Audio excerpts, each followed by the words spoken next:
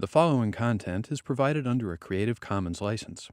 Your support will help MIT OpenCourseware continue to offer high-quality educational resources for free. To make a donation or view additional materials from hundreds of MIT courses, visit MIT OpenCourseware at ocw.mit.edu.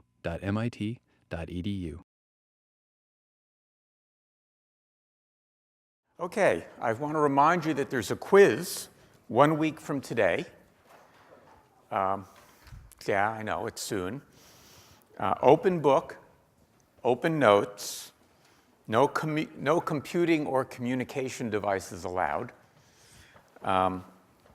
Between now and then, probably tomorrow, in fact, or at least over the weekend, I'll send out a summary of what I think we've covered so far and what you'll be responsible for in the quiz. Roughly speaking, it's anything covered in lectures, problem sets, or recitations. I'll also post some practice questions that you can work on.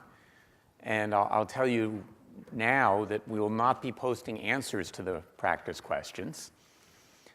Instead, we'll be holding some quiz reviews. Okay. I wanted to cover two different topics today. The first topic is just a tiny bit on floating point numbers in Python, but in fact, what I'm going to tell you is true about all programming languages. In fact, all computers, really. And then after that, we'll spend most of the lecture on the topic of debugging. So let me start with a quick review of binary numbers, because you have to understand binary numbers to understand floating point. So when you first learned about numbers, you learned about base 10, and you learned that a decimal number is represented by some combination of the digits 0 through 9. The rightmost place is the 10 to the 0 place, and then it's the 10 to the 1 place, the 10 to the 2 place, etc. So for example, the number 302, or the digits 302, represent 3 times 100 plus 0 times 10 plus 2 times 1. Duh. All right, binary numbers are exactly the same, except we only have 2 digits to choose from, typically written as 0 and 1, and everything is represented by a sequence of those digits. The rightmost place is 2 to the 0. The next place is 2 to the 1, 2 to the 2, 2 to the 3, 2 to the 4, etc.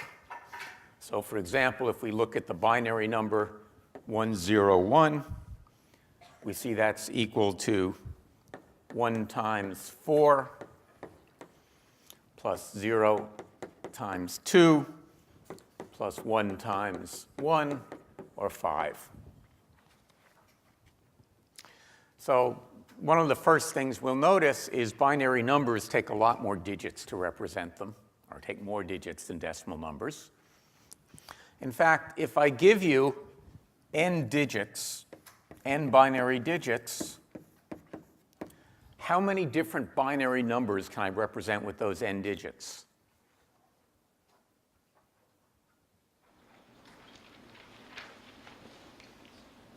Well, if I gave you n decimal digits, how many different numbers can I represent? How many different values can I represent? 10 to the n. Pardon? 10 to the n. 10 to the n. And so for a binary number, it's going to be? 2 to the n. 2 to the n. That's important because we'll see as we get to talking about the complexity of various algorithms, how long they take to run, or how much space they use. We'll frequently be resorting to arguments of this sort to understand them. Now, the reason floating point numbers cause problems for programmers is that people have learned to think in base 10. Computers do everything in base 2. And that causes a cognitive dissonance sometimes, where people are thinking one thing and the computer is doing something slightly different. So why do people work in base 10? I don't know. Maybe it's because we have 10 fingers, but we also have 10 toes, so why didn't we work in base 20? We have one head. I don't know why. But we do it. We work in base 10. I do know why computers work in base 2. And that's because it's easy to build switches in electronic hardware. A switch is some physical device that has only two possible positions, on or off. We can build very efficient switches in hardware, and so it's easy to represent a number as a sequence of on and off bits, switches either on or off. Originally, they were relays, then they became transistors. Now they're something altogether different. But what they all had in common was they were stable in the off position, they were stable in the on position, and they never had to get in between. Hence, we represent everything in computers in binary. So now let's think about why that causes some confusion. And it does only for fractional numbers. So for whole numbers, binary and decimal, it doesn't matter. Ints are never confusing. They sort of do what God told us integers should do, or whoever told us integers. All right, but now let's look at other things. So I want to start by looking at the decimal number 0.125. What's that as a fraction, by the way? Happens to be 1 what? 1/8. Okay, we'll see why that actually matters in a minute. So what does it mean, in some sense, in decimal? It's equal to 1 times 10 to the minus 1 plus 2 times 10 to the minus 2 plus 5 times 10 to the minus 3. So it works exactly the same way that things work on the other side of, in this case, the decimal point. Suppose we want to represent it in binary. So instead of a decimal point, we have a binary point. What does it look like then?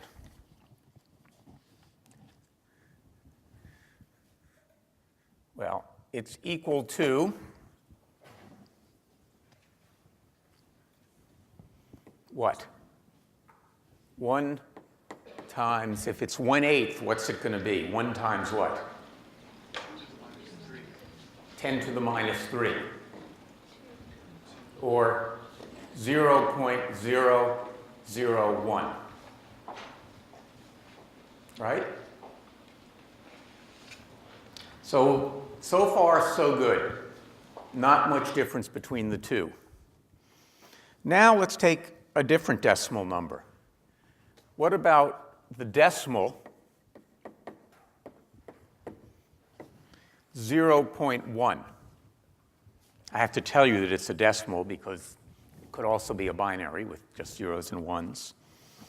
Well, we know how to represent that in decimal. How about in binary? What's the equivalent? That's 1/10, of course. What does 1/10 look like in binary?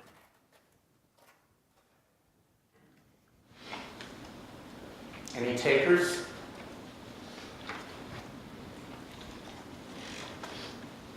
Well, I'll give you a hint. It's so long that I don't want to write it on the board.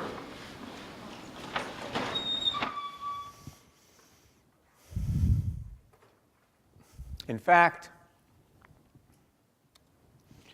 it's worse than long. It's infinite. I guess that's kind of long. It's this repeating binary fraction. There is no finite combination of binary digits that represent the decimal fraction 1/10. There's no way to do it. And that's why things get a little hairy.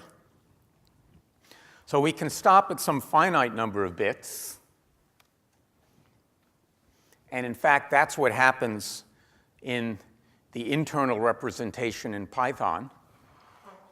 It ends up representing 1/10 as something equivalent to this decimal fraction. If I take the number of binary bits that are inside the computer, and then I translate it back to decimal, it turns out that it's using this approximation for the decimal fraction 1/10. So for example, some of you in your problem set where you were computing how much you had to pay on a credit card would get answers that were eventually off by a penny or something from what we expected in some. And that has to do with the fact that you were thinking in decimal, and in fact you were writing your program in decimal, yet internally things were happening in binary, and when you thought you were writing 1/10, for example, you were actually getting something like this inside the computer. Pretty close to 1/10, but not exactly 1/10.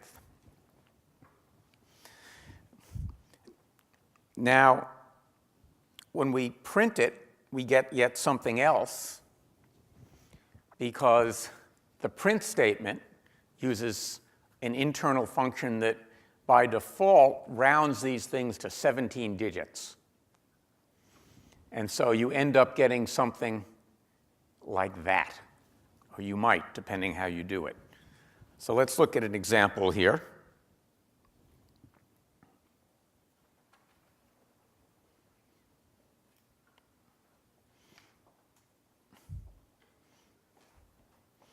So I can do something like this,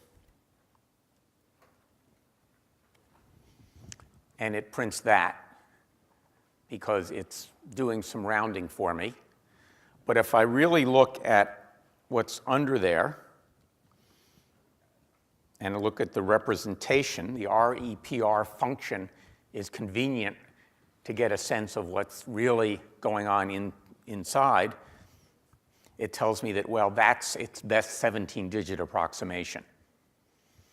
And now, so that's what's really lurking there. So a hint, if you think something is going funny because of the way arithmetic is working, instead of just using print, you can use print of REPR to get a better idea about what's really going on. All right, now, does this matter?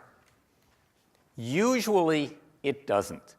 Most of the time, it's safe just to pretend that floating points work the way you learned about arithmetic when you were in 3rd grade, or probably in kindergarten if you were educated in Europe or Asia. But now let's look at an example where you can get in trouble. So I've got a little program here. I initialize x to 0. Then I'm going to go through a loop a lot of times where I increment x by 1/10.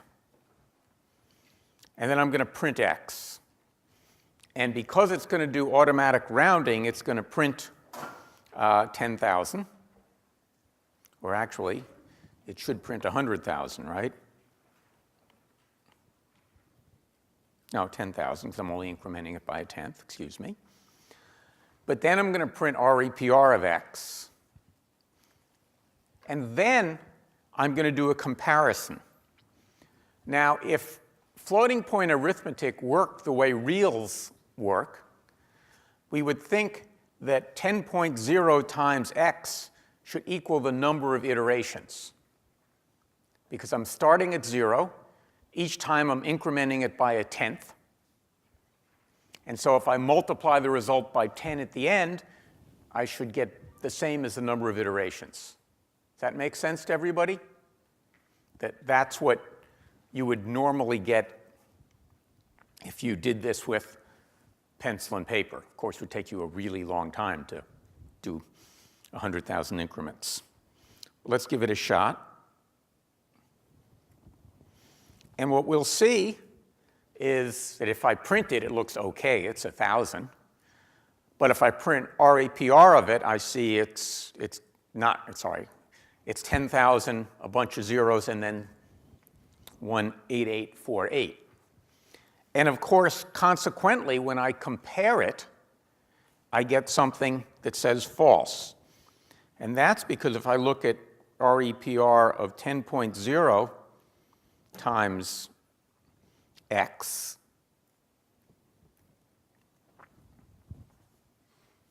well, that's interesting. What's going on here? It kind of looks like the same thing, doesn't it? But it's not, because way out there at some other digits we're not seeing, something different is happening. Okay, what's the moral of this? It's not complicated. It's not, okay, write your programs thinking deeply about what's going on in those bits way out there at the end. It's don't ever test whether two floating numbers are equal to each other. Instead, do something like this.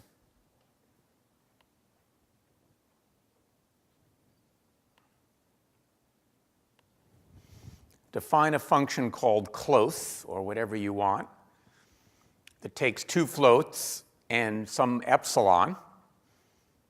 And I've given here epsilon a default value. And then just return whether the absolute value of x minus y is less than epsilon. So whenever you're comparing two floating numbers, the question is, shouldn't be, are they identical, but are they close enough for your purposes? And if you do that, then you don't get tripped up by this kind of rounding and things like that. Not a complicated story, but keeping this in mind will get you out of trouble when you're doing floating point arithmetic. Let's run this and see what happens. And indeed, they're not equal, but they're good enough, close enough, if you will. Okay? One of the dangers, the reason this went wrong, is these little differences can accumulate if you go through a lot of iterations. Sometimes they balance out, sometimes it rounds up, sometimes it rounds down, but not always. So, very simple answer. Just don't get caught up in this problem of floating point numbers. All right, any questions about that? All right, yes? You know if the REPR function's been changed for 5.2.7? It's only returning 0.1 and not 0.10000. In 2.7? Yeah. Don't know, sorry. But the moral remains the same. Whatever is going on, don't test floating point numbers for quality, because you'll have a high probability of getting false when you should get true. Okay? You almost never get true when you should get false. All right, I now want to move on, if there are no more questions, to debugging. I never know when to give this lecture in the term. So what I usually do is I wait until the volume of email and complaints and office hours builds, and I realized people are ready to learn more about debugging. If I do it too early, people don't pay any attention because they don't realize it's a problem. And if I do it too late, they get irritated with me because they say, well, why didn't you tell me this earlier in the semester when it would have done me some good? So I pick a time, and right now it looks like the need has built up enough that it's worth doing. There's a very charming urban legend about how the process of fixing flaws in software came to be known as debugging. It's one of those stories that's so nice that you just want it to be true. So let's look at the story, because it's fun.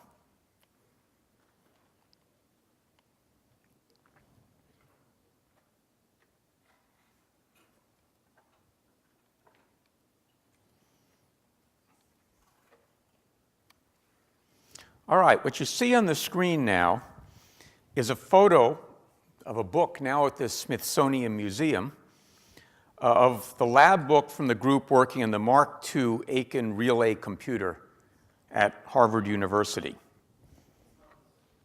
Pardon? Oh, I see it on my screen. Now you see it on your screen. Thank you. So there it is.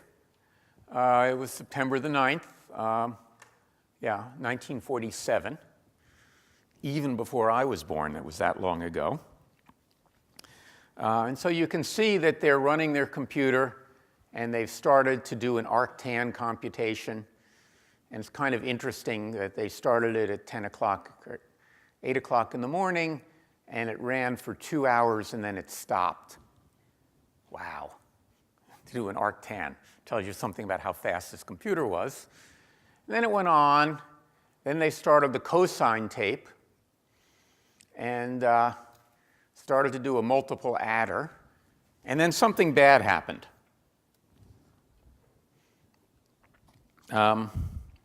It stopped working. Whoops.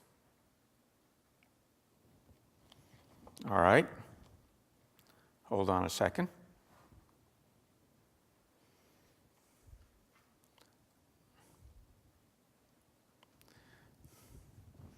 And they spent a long time trying to find out why it stopped working.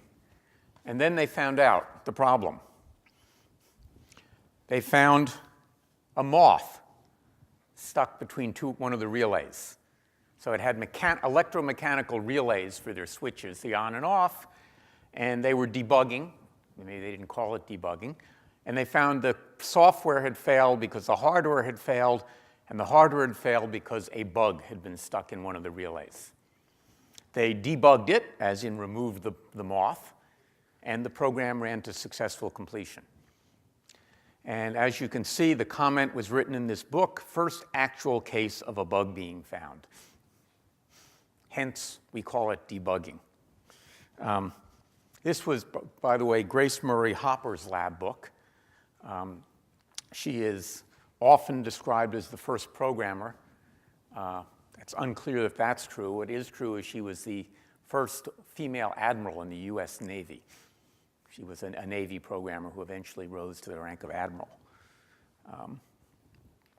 So it's a charming story that this is why we call it debugging. Turns out it's not at all true, that the phrase debugging had been used for a long time and could easily be traced back to the 1800s when people were writing books about electronics and talking about debugging even in those days. And in fact, you can go back to Shakespeare, who talks about a bugbear, meaning something causing needless exercise or needless or excessive fear or anxiety. Well, that's a good description of a bug. All right, and he actually called it a bug when he had Hamlet kvetch about bugs and goblins in my life. All right, so I want to start now. Oh, by the way, just for fun, this is what the Mark II looked like. This was the computer that took an hour or so to do an arctan. You can see it filled, maybe it's a little hard to see in this light, but you can see it filled an entire room. Quite amazing. And here's a picture of Admiral Hopper and some unidentified male. All right. If anyone knows who this is, it would be good to know so I can update my archives. All right. So now on to some practical aspects of debugging. The first thing I want to do is dispel some myths about debugging. There is this myth that bugs crawl unbidden into our programs, that we write perfect programs and somehow a bug just sneaks in and ruins perfection. That's not true. In fact, if there's a bug in your program, you put it there. So it would be almost better not to call it a bug, which sort of sounds like it's not our fault, but it's a mistake. It's a screw-up. So get that through your head. Similarly, bugs do not breed in programs. If there are multiple bugs in your program, it's not because a couple of them got together and procreated. It's because you made a lot of mistakes. Keep that in mind. With that in mind, we should think about what the goal of debugging, and it's not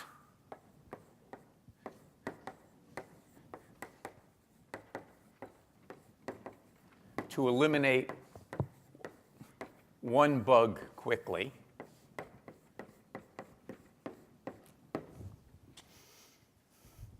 It is to move towards a bug-free program.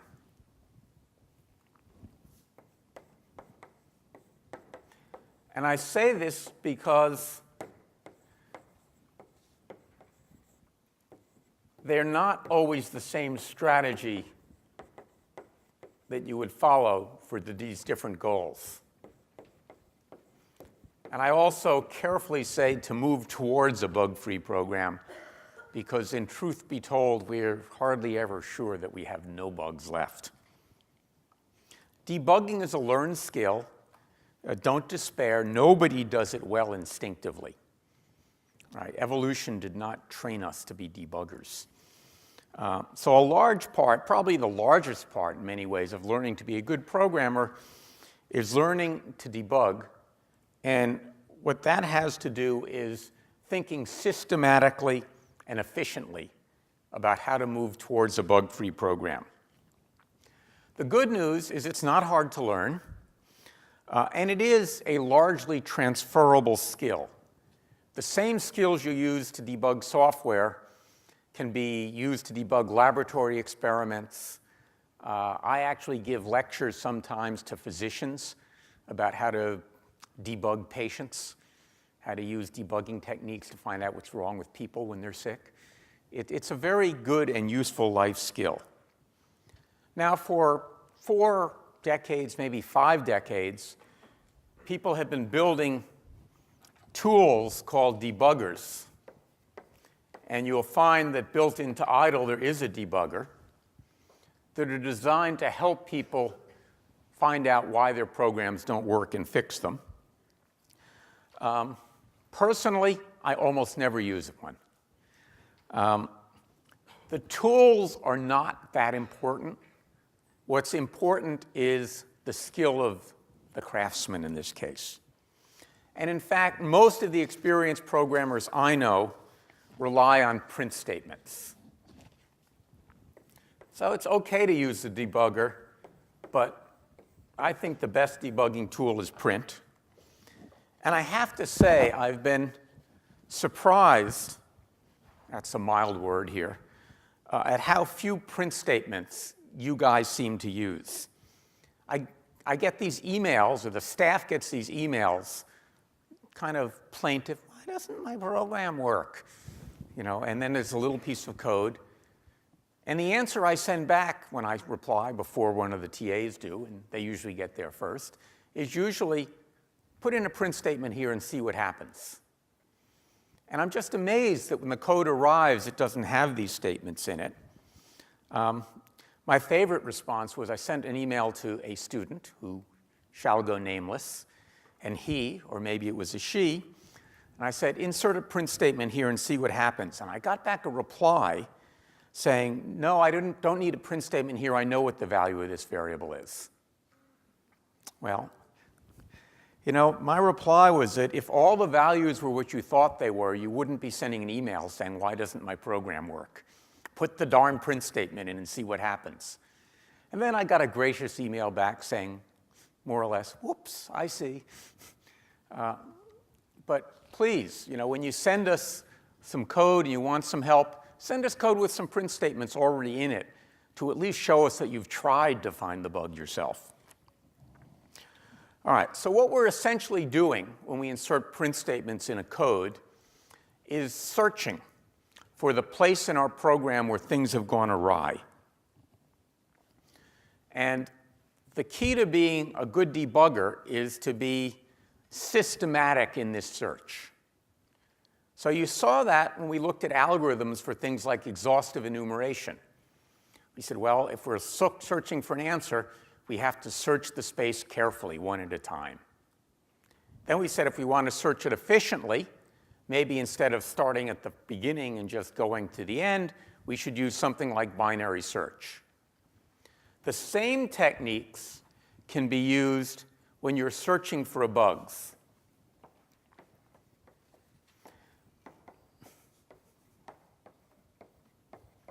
So I recommend searching for bugs using some approximation to binary search.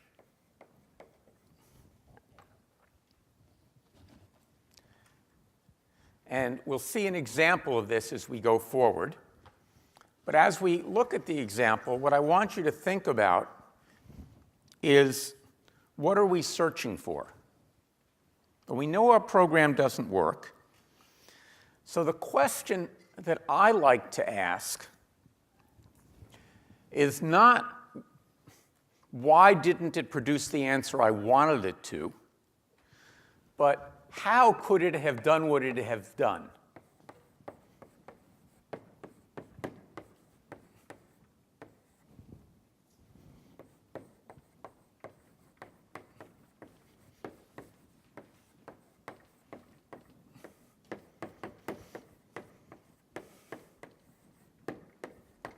This is a subtly different question, and it's usually a much easier question to answer.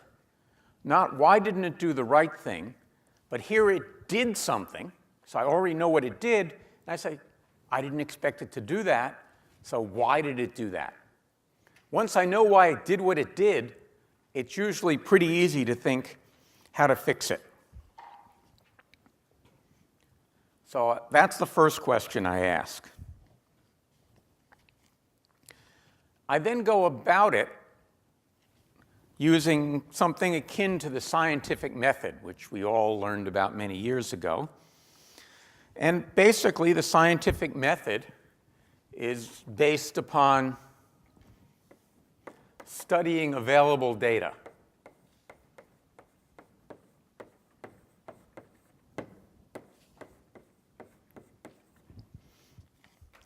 The data you have is, of course, the program text itself,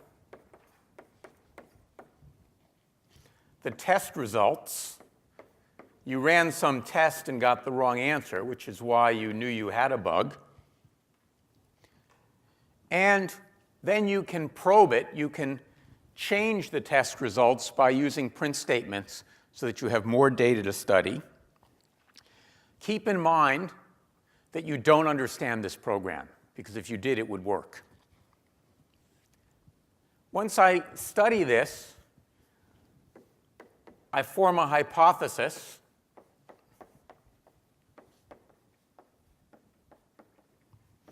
that at least I think is consistent with the data.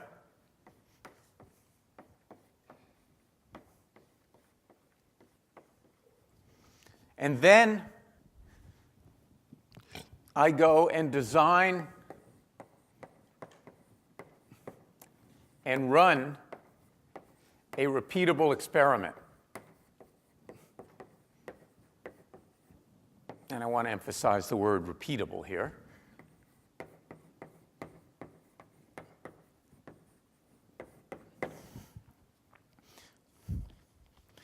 And again, the key thing, as with the scientific method, the experiment to be useful must have the potential to refute the hypothesis.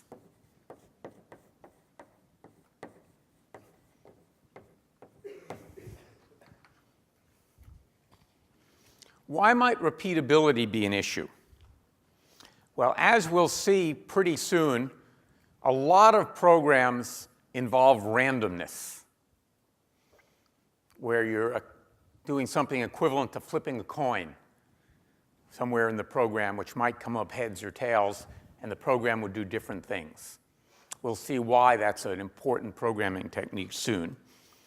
And once you do that, you can get different results with different runs. More subtly, there can be various kinds of timing errors deep down in the operating system where you have multiple activities going on at the same time. This is usually the reason that you'll see, say, Windows crash, or Word or PowerPoint or something else, because there's some timing error that occurs sometimes. And probably most commonly because there's human input. Somebody types something and they might type something different. So one of the things you want to do when you're systematic is make sure that you can replay things. And we'll talk more about this when we get to randomness, about how we go about doing that. All right, now let's try and put this all together in a little program. If you've been studying your handout, as at least one of the TAs did, you've been kind of mystified by the fact that there's a pretty crummy looking program in it. And unlike sometimes when I make mistakes I don't know I've made, here I intentionally made some mistakes.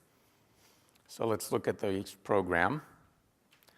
I wrote a function called isPalindrome that takes in a list and is intended to return true if the list is a palindrome and false otherwise. Then I've wrote this little program called Silly that uses isPal, takes in a number, requests that the user repeat that many, or make that many inputs, then calls isPal to find out whether or not the resultant list is a palindrome. Not too complicated, but now let's run it.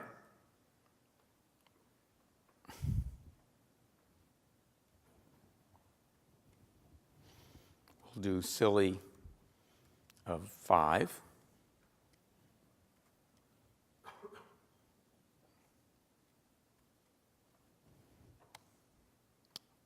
And it tells me A, B, C, D, E is a palindrome. All right, I have a bug. Now I need to go try and find that bug. So the first thing I need to think about when I'm looking for it is to try and find a smaller piece of input that will produce the bug.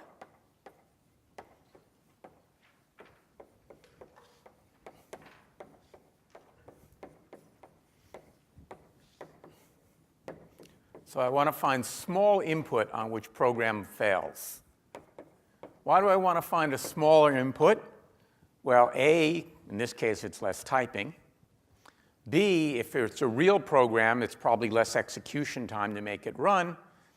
But C, it'll be easier to debug because there's fewer kinds of problems. So let me try it on a small piece of input, say silly of 1. Oh, gets that right. So that's no good. Let me try something else. Let's try silly of 2. I'm sort of sneaking up. Gets that one wrong.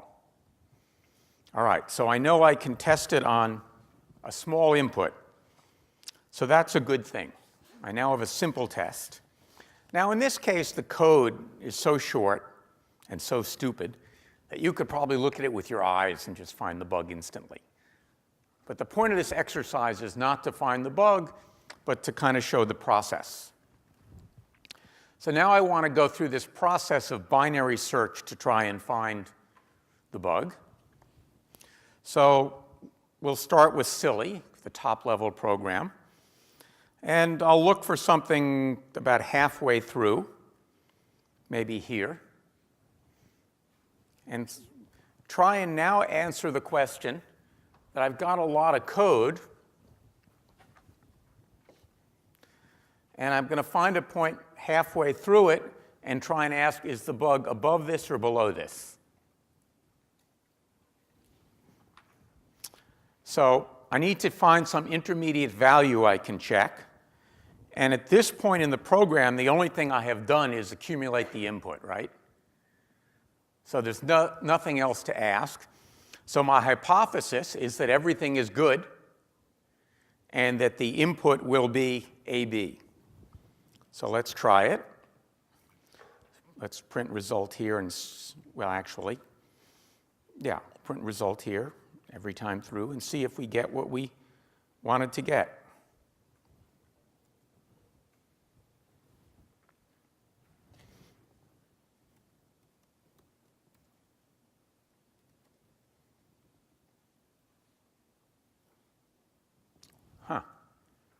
All right, that's not what I expected.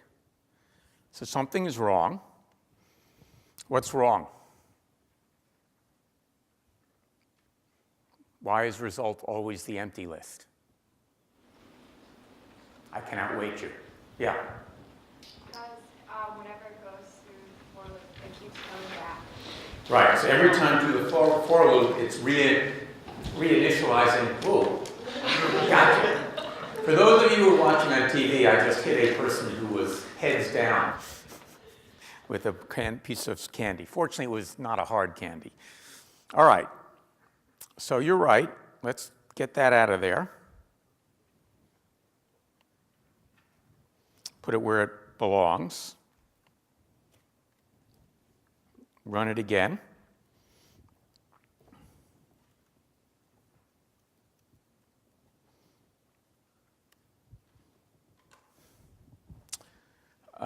Okay. Are we happy with that result?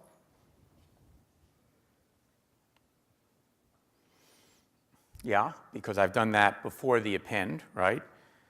And now, just to be sure, we'll take this print statement out here, and let's put it here. We're now searching elsewhere.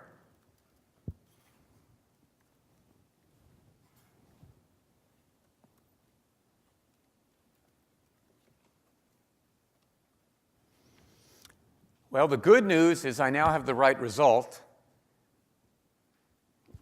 for the value of the variable, but the wrong result for the program.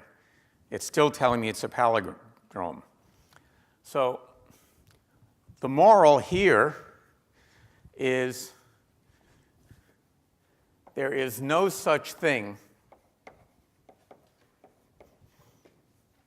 as the bug.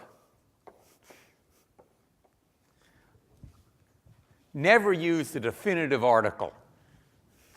There is a bug.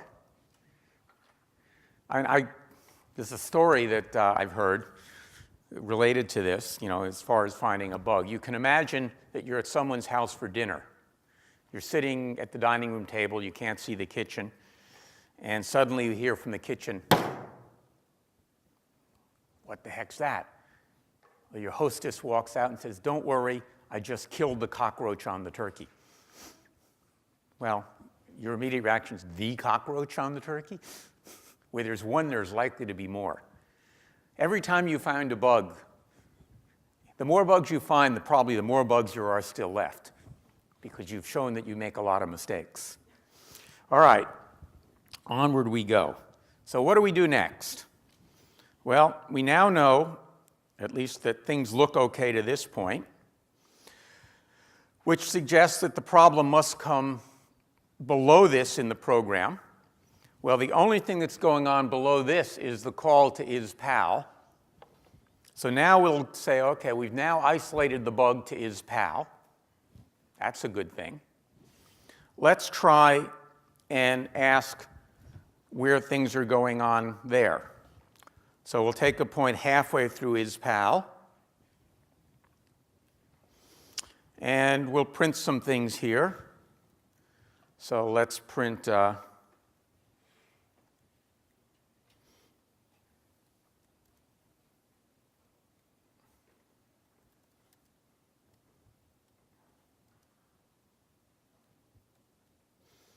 see what we have here. But before I do that, I've gotten really tired of typing A and B. So I'm going to use something called a test driver or a test harness. And I recommend that you do this kind of thing whenever you're testing a program. Write some code that has nothing to do with the program itself, but makes it easier to test and debug the program.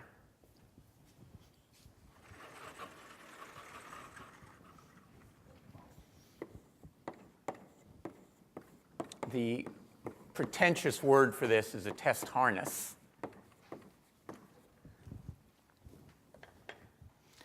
All this is code that helps testing. One of the things that you see in industry is about half the code that gets written is not intended to be delivered as part of the final product, but is there merely for the purpose of testing and debugging. It's a big deal. So don't feel bad that you're writing code that's not part of the solution to the problem set, that is there only to help you make your code work. It seems like it's extra work, but in fact, it will save you work. So let's call it. We'll call isPal, and it's going to print some things that I think it should do. In fact, we'll look at what it does first before we look at the print statements in isPal. So for the moment, let me just comment these out.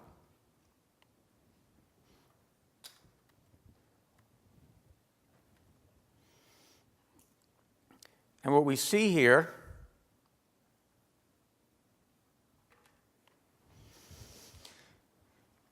is it should print false, and it prints true. Well, should it print false the second time? No, right? So it should have printed true, and it did. So this is an important lesson. Make sure that when you put in these debugging statements, you write down as part of the print statement what you expect it to print, so that when you look at your output, you can quickly scan it and see whether the program is behaving as you thought it would. So now, works once, doesn't work the other time.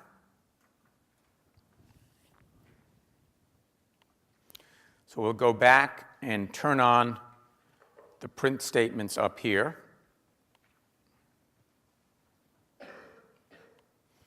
And see what we get.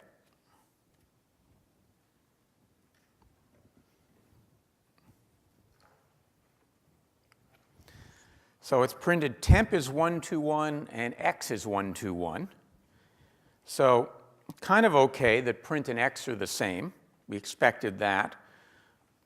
But we thought we reversed it, right? We've entered 121, and it is this. What's going on? What's wrong? Well, now what we can do is let's see where it went wrong. We'll put in another print statement here. See what the value is there.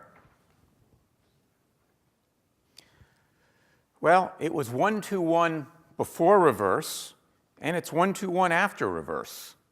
How come? Why isn't reverse reversing temp? Yeah. Do you need parentheses after reverse? Exactly. I need parentheses after reverse. Whoa, close. Because without the parentheses, all reverse is doing is nothing. That's just the name of the method, not an invocation of the method. Right? All right, now let's run it. Good news and bad news. What's the good news? It has indeed reversed 1, 2, right? To make it 2, 1. But it's also reversed x. So naturally, since it's reversed x, temp and x will be the same, and I get the wrong answer. What's wrong now? Yeah? So it's, I think you're aliasing. I'm aliasing. And it's reversing. Because now remember how mutation works. Now temp and x both point to the same object. If I reverse the object, it doesn't matter whether I get to it through x or I get to it through temp, it will still have been reversed. So in this case, what I need to do is this. Clone it. And now when I run my code, it works. No applause? All right. A couple more things about debugging next Tuesday, and then we'll move on to some pretty interesting topics in the next phase of the course.